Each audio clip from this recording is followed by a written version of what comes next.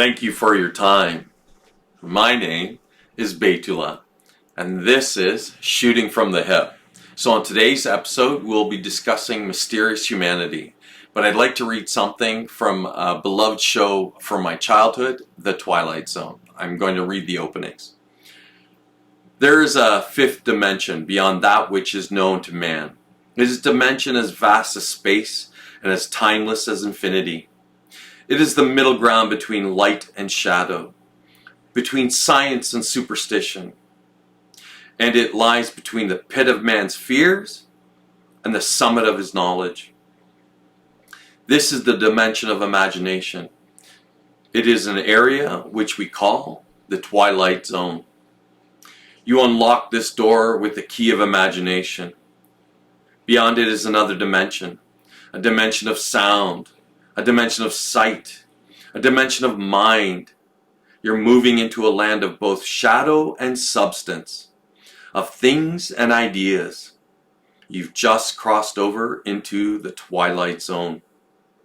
You're traveling through another dimension, a dimension not only of sight and sound, but of mind. A journey into a wondrous land where boundaries are that of the imagination. That's the signpost up ahead. Your next stop, the Twilight Zone. This highway leads to the shadowy tip of reality. You're on a through route to the land of the different, the bizarre, the unexplainable.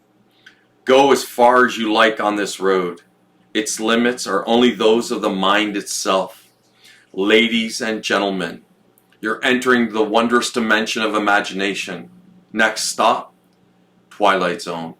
Rod Serling. That last paragraph was an opening that was never used, and again, I'm immensely huge fan of the show. So, for any of you who've never seen it, I highly recommend it. Slim, how you doing, buddy? Good. How's it going with you? I'm okay. Well, considering today's topic, it's one of those things that like you go like it's kind of.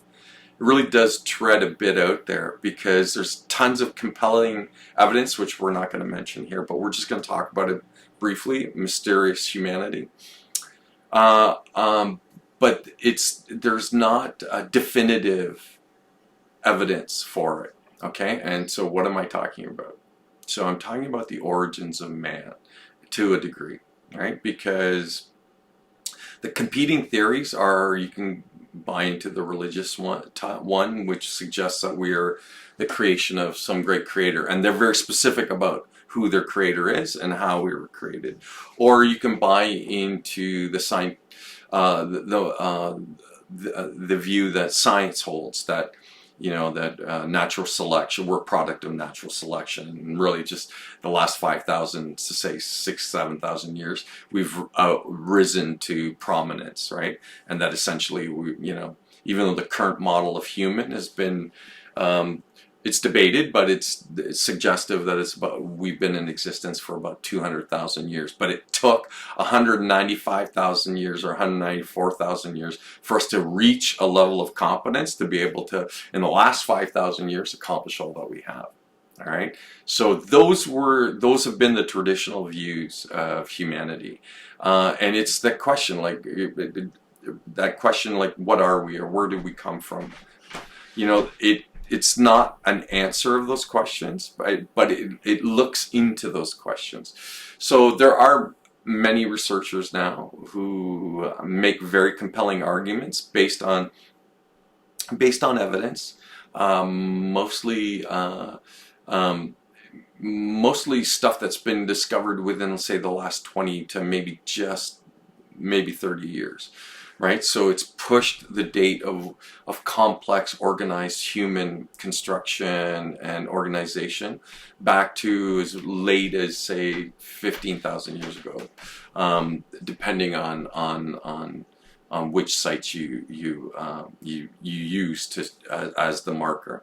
So Göbekli Tepe in Turkey is one of them. Gudang Padang in Indonesia is another one. That these bring into question the dates, and it's super interesting. Like the multitude of hominids that existed. So there were human-like beings, not quite us, but like us, that existed in the last 25 to 30 years. That number has grown significantly because of like fossil evidence and stuff like that. So again, the specific number of which escapes me right now. But when we do go into a deeper dive on this, I'll have the information, specifically how many different types and their names and that sort of thing. So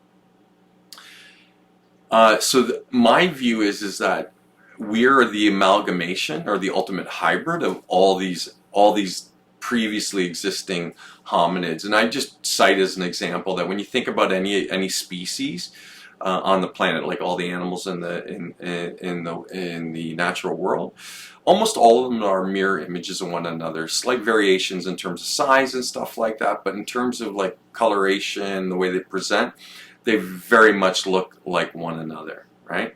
But when you look at humans, we come in the widest range of body type, skin type, heights, weights, stature, all that stuff. There's no one specific one you say that's specifically human, right? Like, Yeah. So, do you have any thoughts on that? I was just thinking about this one time I mentioned Denisovians to a teacher, and they suggested that if you imply that we're made up of different species, that's inherently racist. It's like, no, it's strange to consider that. Well, here's the thing I find interesting. So that if they were crossbreeding because they all coexisted, and they were genetically, I guess, essentially cousins, so that means that they would have been able to successfully breed, and that the offspring that they produced would have in turn been able to breed, and they would have bred with other hybrids and with existing specific, hominids. So they would have absorbed all of the traits of all these variety of early hominids, right? So, and again, I can appreciate how some might sit there and roll their eyes thinking about this sort of thing, but it's very quickly coming now, like the evidence that slowly creeping out that's starting to be very suggestive that maybe that we are in fact made up of essentially all these different early hominids that existed and it coexisted at the same time, and in them coexisting and sharing the same landscapes and stuff like that, they ended up integrating and becoming like a single species, which now presents in this, like I said, an incredibly wide variety of presentations. And then no one presentation accurately reflects humanity, right? So, because they're all human, right? So, unless you think they're individual races and stuff like that, which is kind of childish. I think it's been well established within science that there's no real divisions so any of the divisions that people acknowledge as somehow being racial stuff like that, those are superficial differences. All the real important stuff is we're the same, right? So, any thoughts? If there were to be any differences that could matter, that would be way in the past, like when all the when they were separate groups, right? Yeah. So if you think about Göbekli Tepe and the interesting it's made with real intelligence. If you've seen the site, it's very interesting to think of these. Well, I think what's most interesting is how far back it pushes. So the date that they cite is I think about 12,500 years. So that's when they think that it was buried, right? Because the thinking is that it was intentionally buried and for the purposes of preservation. Again, to what end?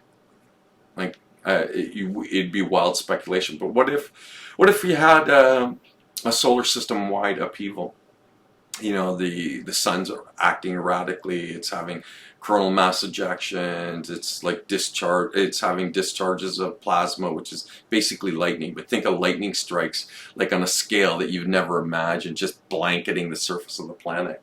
And the existing people who could have very well been a global society, had an awareness of this, and so then their first instinct was to preserve their heritage by burying it, right? And when you look at the complexity of Göbekli Tepe, because they've only like unearthed, I think, don't hold me to this, but I think it's like about 5%. And then they know through ground penetrating radar that the site's enormous. And it's not one site. There's multiple sites within that region that are comparatively like in size and complexity. And again, it's because of the ground penetrating radar and other non-invasive methods of looking into the earth and stuff like that. So it really, to me, it really does bring into question then what was going on, say, around 20,000 years ago. So about say between 20,000, 15,000 years ago, or say 17,000 to say 12,000 years ago, in that small window, you had these, because it's unpopular opinion today in terms of archaeology, but the model's referred to as a catastrophist model, which at the end of the 1800s and the early in the 19th century, it was a model that was taken seriously. And it simply states that very regularly the planet goes through cataclysmic events, and that in the course of this cataclysmic events, it changes the shape and the landscape of the planet. So say 20,000 years ago, you had an advanced human culture that was maybe even a global culture. It would have eradicated them, potentially, if you would have had like, again, an incredibly climatic, catastrophic event, right? That occurred in the time period frame that we're talking about, which again, depending on the researchers you talk to, there's lots who bring really compelling evidence that's suggestive, that says that something exactly like what we're talking about may have, in fact, actually have happened, right? So, and we do know that in excess of like 12,000 years ago, that the ocean levels worldwide were they could have been 300 to as much as 400 feet lower than they currently are. So when you think about that, you go like, how much land mass are we talking about being exposed? Would there be enough islands? Like if you drop the ocean levels that much, would there be islands crisscrossing the Pacific and the Atlantic? Would you have would they be spotted with land masses instead of just open, vast bodies of water like they currently are today? So it's the kind of thing that like staggers the imagination. You go like,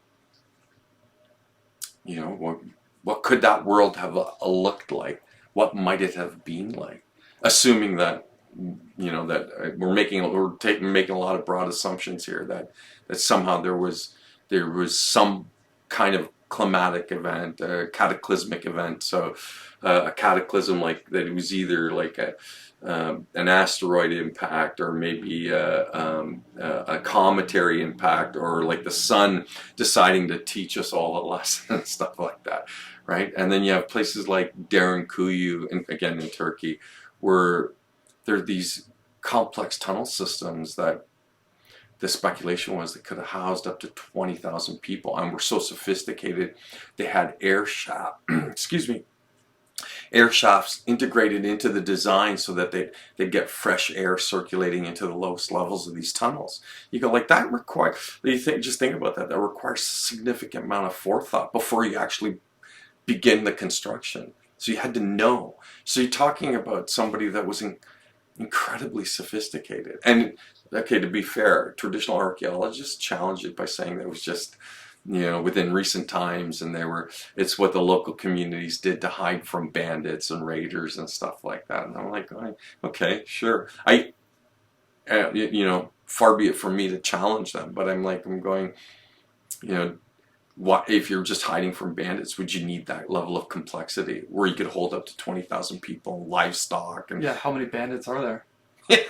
Like, who are you fighting against? Or they're roving armies or whatever. But still, like I say, it's the thing that really brings into question the way that I see us as a species, as a humanity. That I think that science and religion have done an enormous disservice in trying to explain who we are, because they've done exactly that. They've explained it away in a way that was convenient and fits their worldview, their subjectivity. Yeah. Of course, you've heard about the Cloverfield first.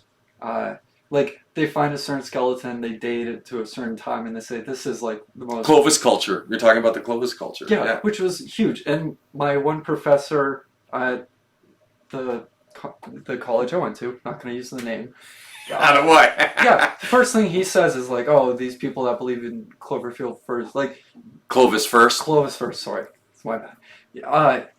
He looked down on them, but when I suggested that there's some interesting things to consider when it comes to like Denisovians, he shut me down right away. It's like he wouldn't even question or speculate. But you look at certain. Can I name drop one person? It's like. I guess. I mean, maybe we can get in trouble for it. No, okay, I'm not going to say his name. But I love this guy's YouTube channel. Oh, actually, that you can do. Like, if you're going to promote somebody who's actually on YouTube and stuff like. I just meant in terms of like you can because I'm going to name drop a few names of people whose work you can look into, and again, who they are out and out challenged by the orthodox academia. But you. I believe it's Randall Carlson. Oh, I love Randall Carlson. His name I'll definitely be bringing up. but it's beautiful. Like, even through speculation, you can come to certain agreements. Like, some time ago, there was a lot of water that went over our lands, like massive flooding. Yeah, massive floodings. And if you look at the geography, you can see like.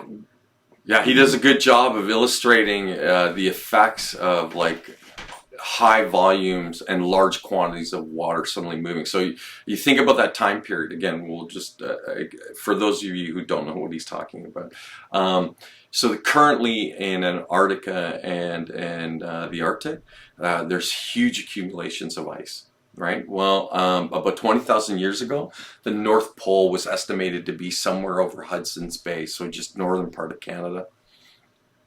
So that means the ice masses or the ice fields that would have accumulated could have been potentially as much as 2 miles deep, because that's what they are currently in Antarctica, and I'm not sure about the Arctic itself, but it's massive accumulations of ice, right? Which is solid water. Okay, so if there was, say, a coronal mass ejection or produced massive plasma outbursts from the sun, or a cometary impact, or an asteroid impact, it would have instantly liquefied huge portions of this ice field. So if you had an impact there, and then that means that you would have had the equivalent of like, well, a biblical flood occurring. So why is it worth mentioning that it was over Hudson's Bay at that time and stuff like that? Because what Slim is talking about is the after effects, or the residual effects of that much water moving through the landscape. It left very characteristic traits in the landscape, which again Randall Carlson points out, and he's not the only one. I'm going to name drop them all now, or might as well since you brought them up.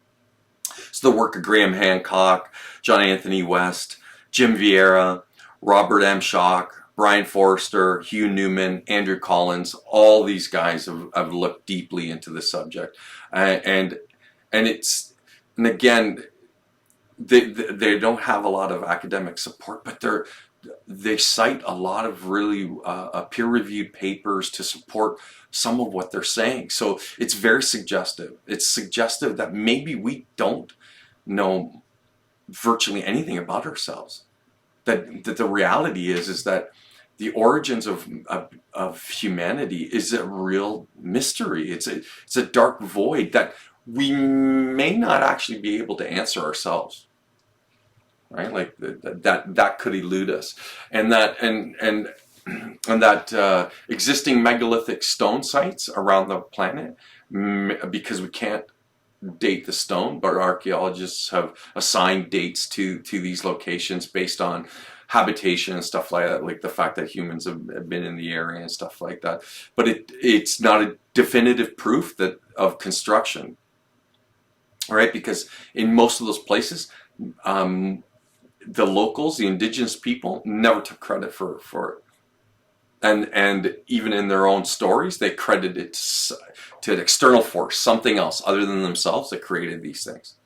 So when you listen to all their work and you take the broadest objective perspective, that maybe these things were the remnants of a global society. And maybe this global society was really advanced, not in the way that we imagine being advanced, because we do it based on our technology and that sort of thing. But what if they were doing incredibly clever things, and what they didn't do was favor personal gain and advantage and stuff like that, because maybe their spiritual outlook was radically different than ours, right? So culturally they were very different from what we were. They might not have even been us exactly. They might have been like a genetic cousin that, after the cataclysm, some of them survived and stuff like that, and they simply got integrated into the indigenous peoples or the Stone Age cultures that coexisted with them at that time. Because even in the face of some huge cataclysmic event like that, Stone Age cultures would still keep going on. For them, their lives would scarcely change, right? But for complex, organized societies, it was significant change. So why is this even worth mentioning? We're a society now, a global society, that's spending a lot of time rattling swords and pointing fingers, and we have the ever-present threat of nuclear war. We could unintentionally create a calamity ourselves that would drive our society, our civilization back to Stone Age roots. We have the potential to do that. And so it's not that the idea is so unreal. It's just, is there definitive evidence for it? No. But what there is for evidence is very suggestive. But nobody wants to give it the time of day. Why? Well, subjectively, they're interested in their position and what they might perceive to lose as a result of acknowledging that there could be some truth to this, or that it's even worth exploring or looking into. So this is the kind of thing that we're kind of confronted with, right? So any thoughts? I think question everything applies here, absolutely. 100%. 100%. Like, go on Google Earth. You might find some very interesting unexplainable things. And again, geology. Yeah. So again, it's this idea that, like, there's so much about us that is not adequately explained, and then the explanation that's provided is just meant to sort of to disarm us in actively pursuing any deeper kind of answer to the question. You go, like, it's kind of poor. It's piss poor way of kind of like investigating what we are. Right? I don't want to accept the fact that, like, that we think of ourselves as the highest manifestation of humanity. What if there was a higher one? What if we were more sophisticated, better humans than we currently are? I'm not suggesting that they were, but could have been. Yeah, there's no proof that we're the best people out there. Like, that history's ever produced, for sure. Yeah. Like, if you look at the way we treat people geographically, like your neighborhood or your country, like, we have all these overlapping systems. It seems to complicate things. 100%. And actually, again, like, if you can ask a question, that's good. But if I have a dogma that stops you from asking that question, I limit your freedom. Why not just let you be free? Or help me try to definitively answer the question, even if the answer is that we just don't know, which is typically what, to be fair, more often than not, the definitive absolute answer is we don't know. We can't know, not with the kind of certainty that most academics lay claim to, that they're absolutely certain, right? I don't know that you can be that certain, but there's some who out there who absolutely believe that that you can. So, but that's all changing. Like, and the only reason why this is even worth mentioning is because of the work of the aforementioned individuals and stuff like that. And it's not just them. They just represent a large group of people who are thinking like this and who are challenging long held notions about what humanity is. I'd like to reflect for a moment on if there was this global prehistorical human society that comes out of that dark period of 20,000 years ago where we really don't know anything about ourselves. I would suggest that they were so sophisticated that their idea of spirituality was probably had more to do with communing with the natural world and maybe the universe at large. And I would cite somebody like Walter Russell, look into him and his cosmology,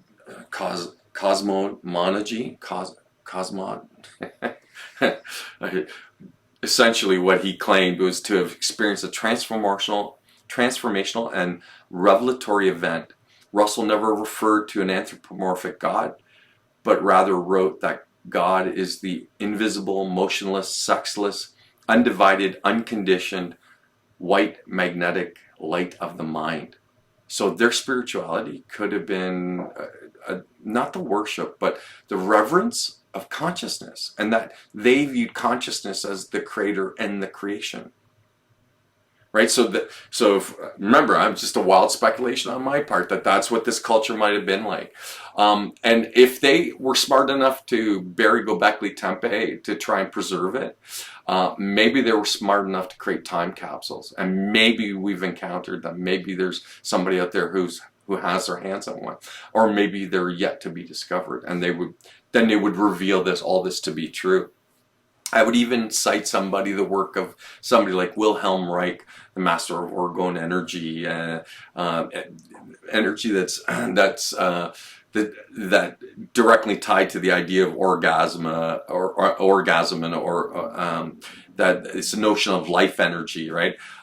In the 40s, he was creating these orgone accumulators, which were modified Faraday cages, and he claimed were beneficial cancer patients. Everybody that he treated, none of them would speak out against him because he helped them all to resolve their cancer. Again, you have to decide for yourself if there's any real value in it. But if there was this culture that predates our understanding of global society, that predates us, that maybe they were tapped into this orgone energy and they saw consciousness as the center of spirituality instead of a godhead, right?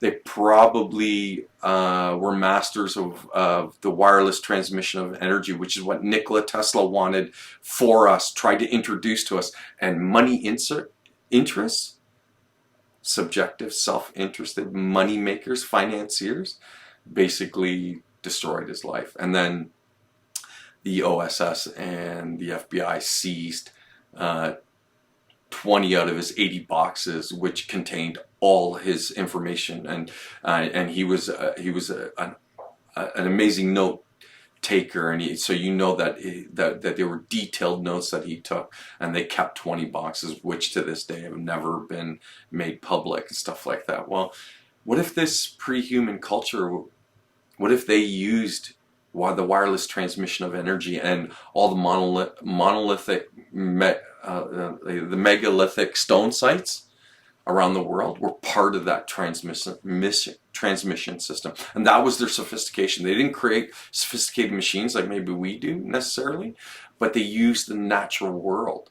So they shape their environment to produce the very things that we take for granted. And if you're wondering what kind of energy, piezoelectrical energy, so it's vibrational energy, or energy of pressure on crystals that make up, because all the megalithic stones, they're aggregate stones, so crystals are a large part of their construction. So under pressure, those things will generate electricity. So what if this pre-human society did this? What if the pyramid was a part of that? What if Stonehenge was all part of that?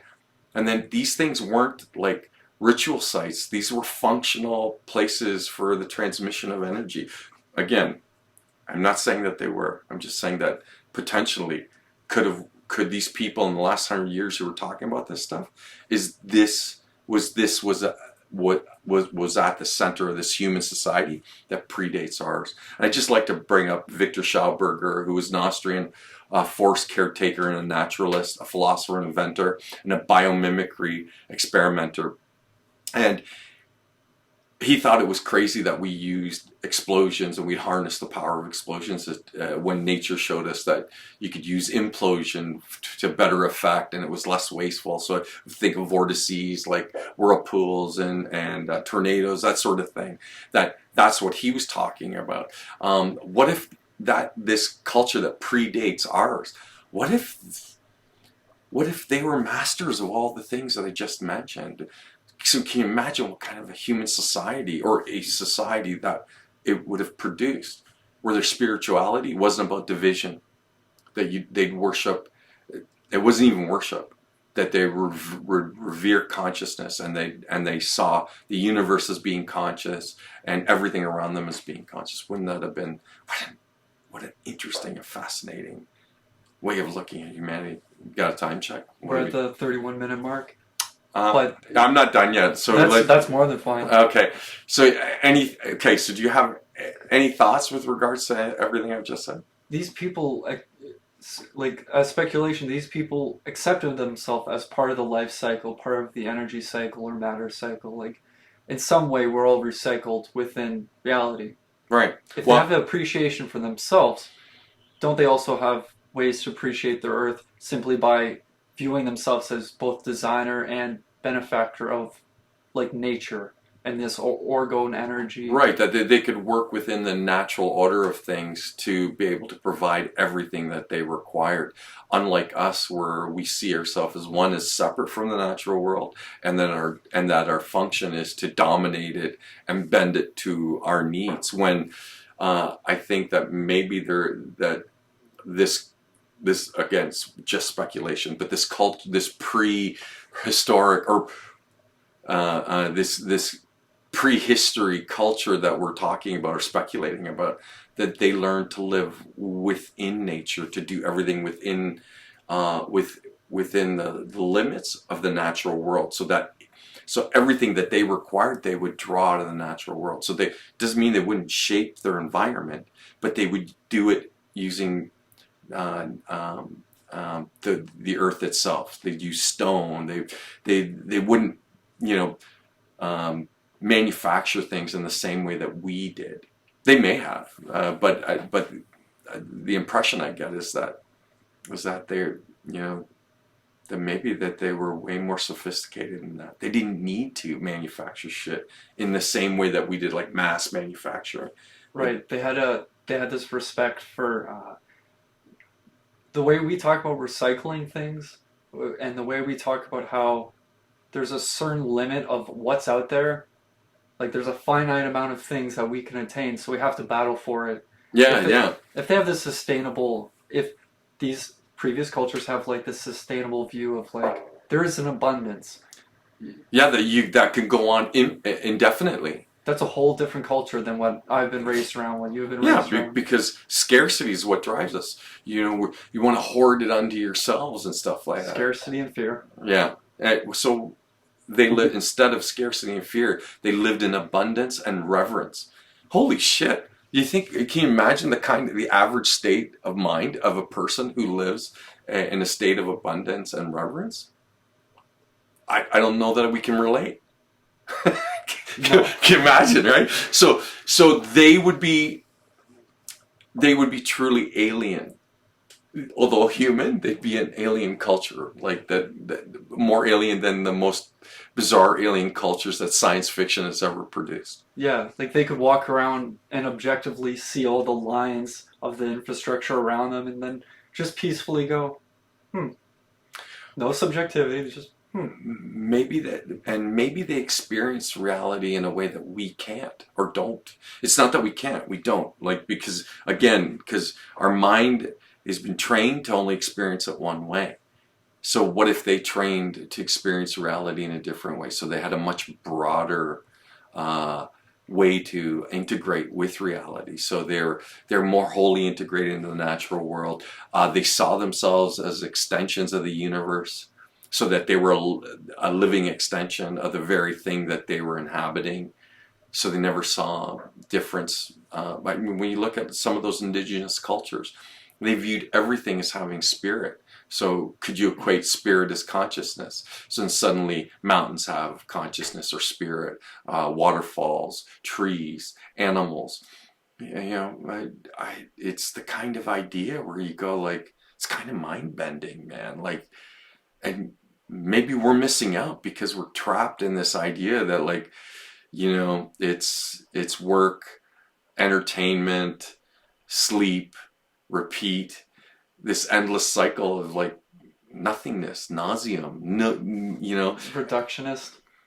Like if you look at a mountain, you can see it as like just rock. Yeah, it's like how less magical is the world when you don't have this respect for it? Well, again, so out of reverence, so if they approached it all with reverence, then they would treat it with like a joy to be in the presence of the mountain or the river or the stream or the water, the ocean, all of it. Like you think of it, you go that it would produce a very different kind of person who would relate to other people in a very different way.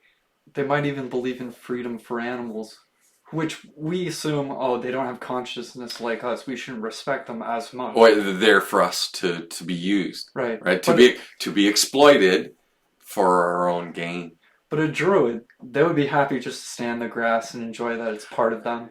Or Well, they're part of it. I don't pretend to know. Because again, I can't make. Because we're doing a lot of wild speculation, but Yeah. I can't assume to know what that is even like. I'm a guy who's, like I said, spent his whole life with a lot of questions, and I basically have spent it trying to form ideas around those questions to answer those very questions. And the truth is, you don't come up with anything really definitive. You just have an awareness of the fact that like, things are not what they appear to be, and not the way that we've been trained and taught to think of them. So then what are they then? Only you can answer that, right? It's interesting. We think about things, but we don't have the same reverence that we could for them. Yeah, and you're 100% correct in that we could. Like it's just learning to appreciate things for what they are, so that we're required to be objective. A truer sense of knowing because you have this familiarity with it. So then the idea of cultivating in the present context, in the present reality, in our present civilization, becoming a renegade, humanist, individualist, critical, objective thinker, it takes on relevance. The idea, like if you're going to assign a label to someone, then maybe that's relevant. Maybe that's what we all need to aspire to. I mean, if it's too hard to do that in someone's own life, they could at least hypothetically put a character and make it live through that experience, and then they can maybe understand a bit better. I think it's just that you just need to make it like part of the conversation that we have amongst ourselves. You need acknowledged educators to help you to think about things in a different way. You just need to think about things in a different way. Look at different ideas. Try them. See how they fit. They may not, but that's okay. But at least you're trying. And maybe that's where the real value is. It's in making the effort to try to understand, to foster greater understanding of ourselves and each other. And that in doing that, then maybe we make a better place for us to live. We make a better place for everything, because everything's a part of this. We can't just pretend it's just about us. It's about everything. So how are you going to approach it? How do you want to live it? Me personally? Yeah, well, it's a broad question. You can answer it, of course, yourself, but it's meant for anybody who's listening as well. I would suggest it takes a balance, because you can't draw lines and say this is 100% categorically this or that. It's like where do you? What's the most valuable category then? I would agree. I would agree that like, but then, it's that struggle. The struggle then becomes about finding balance, and so that means it means question everything. It's what it means, right? Yeah, if Like you're on the fence about something and you fall to one way, you still have to consider the other side of it. right, and you have the freedom to change your mind.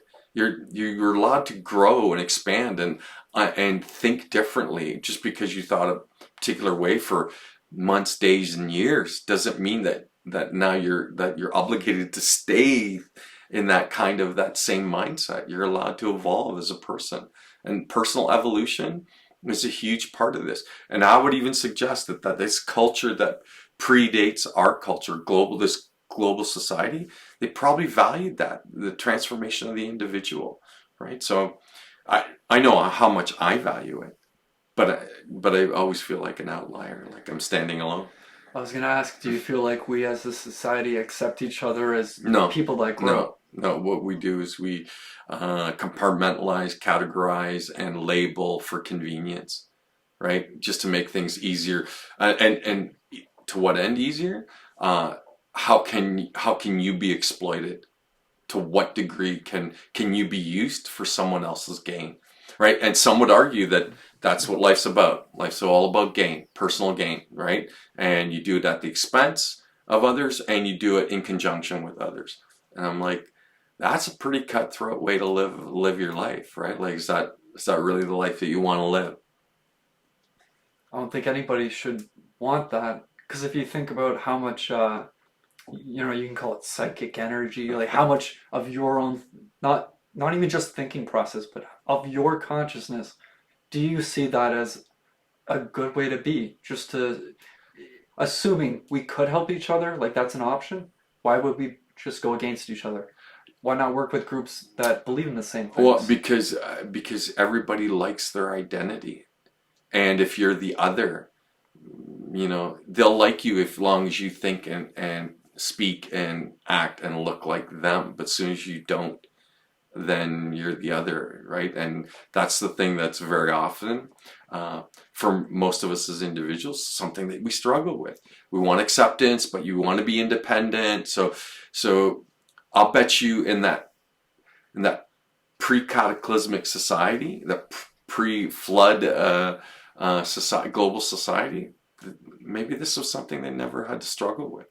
Acceptance in a broader sense and stuff like that. That they weren't looking for it as individuals. What they were looking for is more deeper, sustainable connections with with themselves, with others, and with the environment they find themselves living in. I go, that to me that resonates with tons of appeal. I go, like, it's way more appealing than this idea that I'm gonna spend my entire life to accumulate as much stuff unto myself before I die, and then when I die, I don't get to take none of it with me. Yeah. Like, what does that give you? Short-term affirmation versus just genuinely having an experience? It just makes it's validating your existence, and I go, like, do you really need it validated in that way? Okay, so how long are we in? We're at 43 minutes. Okay, It's been worth it. I think I knew this was going to be like a risky dive because it is so mysterious. There's no definitive answers. And anyone who's telling you absolutely that they absolutely know, remember, in the last 100 years, we've overturned virtually everything we ever thought about ourselves. And it was led by other academics and scientists. So the current ones are saying that they know definitively. I'm sure that the guys 100 years ago who said that they knew definitively felt the same way. And guess what? They were all overturned. So I guess if there is a point to all of this, is that we're ever evolving. And that you need to have an open mind and entertained abstract thinking and free thought to really to see potentially what is there, if there is anything, in terms of us, our origins, the world we live in, all of it, right? All those things are worthy of your consideration. If you don't think so, just go back to drinking your beer and watching football. You'll be good. Do you have a closing statement or thought you'd like to make? Yeah, if you don't like drinking beer or watching football, maybe go watch the one video about renegade, critical, objective thinker. Oh yeah, hey, here, plug for our own stuff. See, so many of these conversations will link into each other, so So it's creating an ecosystem. I would think I think it would be fair to say that almost all the videos we record, they do overlap in some capacity, and it's not entirely intentional, but it's not entirely accidental either. Now, having said that, I think I'm going to sum up by saying, question everything, and thank you for your time.